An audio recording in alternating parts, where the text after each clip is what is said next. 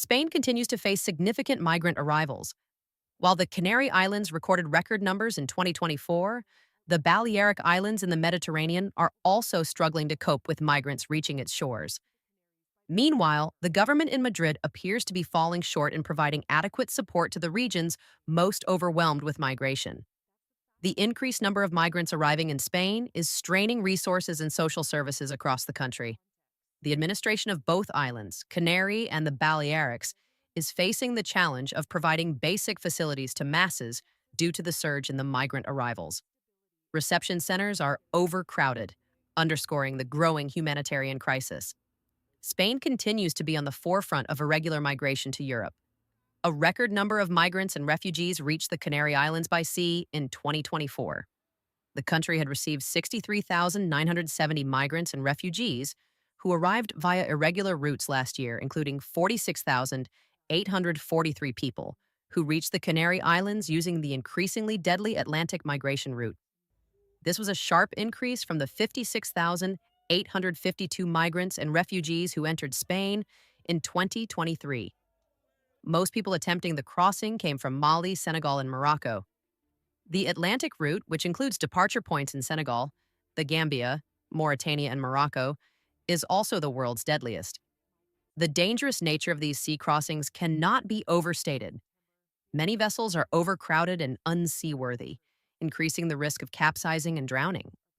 Furthermore, migrants often face exploitation and abuse from smugglers and traffickers. The lack of safe and legal pathways for migration exacerbates these risks and forces people to resort to perilous journeys. Last week, at least 69 people, including 25 Malians, were killed when their boat heading from West Africa to the Canary Islands capsized off the coast of Morocco. But the Canary Islands aren't the only islands experiencing an increase in migrant arrivals. The Balearic Islands in the Mediterranean are also seeing a rise in migration. Nearly 6,000 migrants arrived in the Balearic Islands in 2024, almost 3 times the number from the previous year. According to the Spanish news agency EFE, 5,924 migrants disembarked there in 2024, compared with 2,278 in 2023.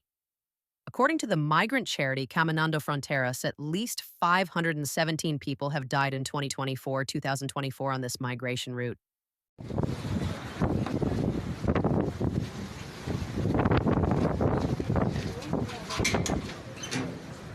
The situation in the Balearic Islands highlights the complex and multifaceted nature of migration flows. While the majority of migrants may originate from North Africa, the routes they take and the factors that drive their journeys are diverse.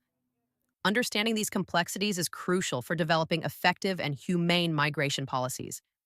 In the past 2 years, the majority of migrants arriving on the island group were found to have departed from Algeria across the Mediterranean. However, according to Caminando Fronteras, this is not necessarily an indication of their origin. Almost 40% of the people taking the Balearic Sea route now come from countries other than Algeria, the NGO said in a recently published report. Officials believe that part of the reason for increasing numbers on the Balearic route is the fact that it is not as closely monitored as other parts of Spain, such as the Canary Islands or the Spanish exclaves of Ceuta and Melilla.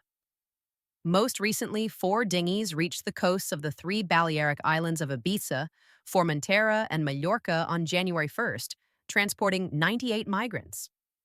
The lack of cooperation and coordination between the central government and regional authorities is hindering effective responses to the migration crisis. This intergovernmental conflict is not only delaying crucial support for migrants, but also exacerbating tensions and undermining efforts to address the situation in a comprehensive and humane manner. Local authorities were busy on New Year's Day as one boat approached the island group after the next. Around midday, Spanish Guardia Civil law enforcement officials first intercepted 20 people on the shores of La Zanga on the island of Ibiza, according to media reports. All but one person on board the small vessel were of sub-Saharan origin. 2 hours later, a boat carrying 21 North African migrants reached the Pilar de la Mola area in the southern part of Formentera. A third boat, carrying 31 people of North African origin, meanwhile was also intercepted by the Guardia Civil in the same area shortly thereafter. Then, in the evening hours, Spanish maritime rescue services came to the rescue of another 25 sub-Saharan African migrants who had been spotted traveling on a dinghy more than 20 kilometers away from Santa Ponca, southwest of Mallorca. Just a few days earlier, on December 29th, 92 people had reached the island of Formentera in 4 separate boats. In the Canary Islands, officials say at least 3 boats full of people were rescued on Thursday. Spanish officials say a total of 168 migrants were brought ashore. The waters surrounding the Local authorities in the island group are asking the central government in Madrid for more support to address this increase in arrivals. Already back in November, the national police force in charge of registering migrant arrivals in the Balearic Islands said it felt overwhelmed with this growing rate of migrant newcomers. Balearic Senator Miquel Jerez said at the time that local administrations have reached their limits and are alone and abandoned. Elsewhere in Spain, there are also calls for the government to step in and help local authorities with the migrant reception programs. In the Canary Islands, the reception of unaccompanied minors is a particular concern, as there aren't enough capabilities to take care of all arrivals. The issue of unaccompanied minors highlights a critical aspect of this humanitarian crisis. These children often face significant vulnerabilities, including exploitation, trafficking, and psychological trauma. Ensuring their safety and well-being requires a comprehensive and child-centered approach, including access to appropriate care, education, and legal support. International cooperation is essential to share the responsibility for protecting these vulnerable children and to ensure that their rights are upheld. the world's The islands deadliest have been migration asking the routes, central with at government least to move several 543 thousand people underage going migrants to missing the last year. mainland.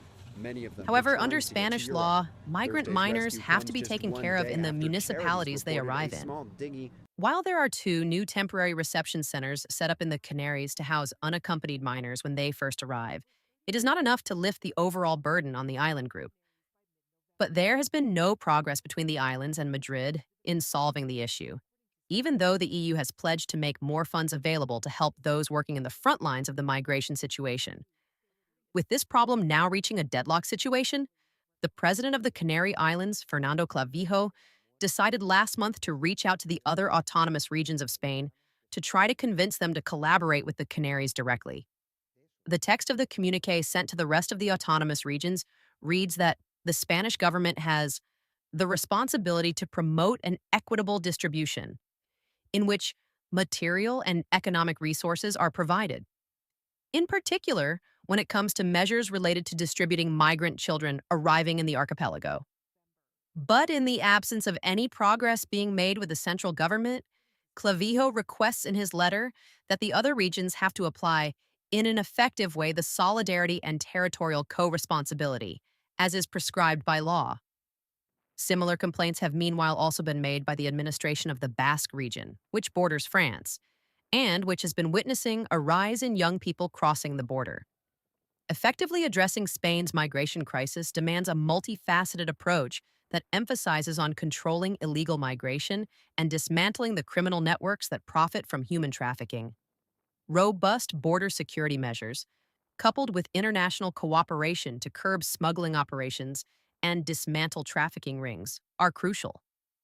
Strengthening legal pathways for migration while simultaneously enforcing existing laws against illegal entry and exploitation can help to reduce the risks associated with irregular migration and protect the rights and safety of migrants. Your perspective matters. So, what do you think? What are the potential long-term social, economic, political, and cultural consequences of the current migration crisis for Spain and Europe as a whole? How might these consequences impact future generations of Europeans and migrants alike? Let us know in the comments below.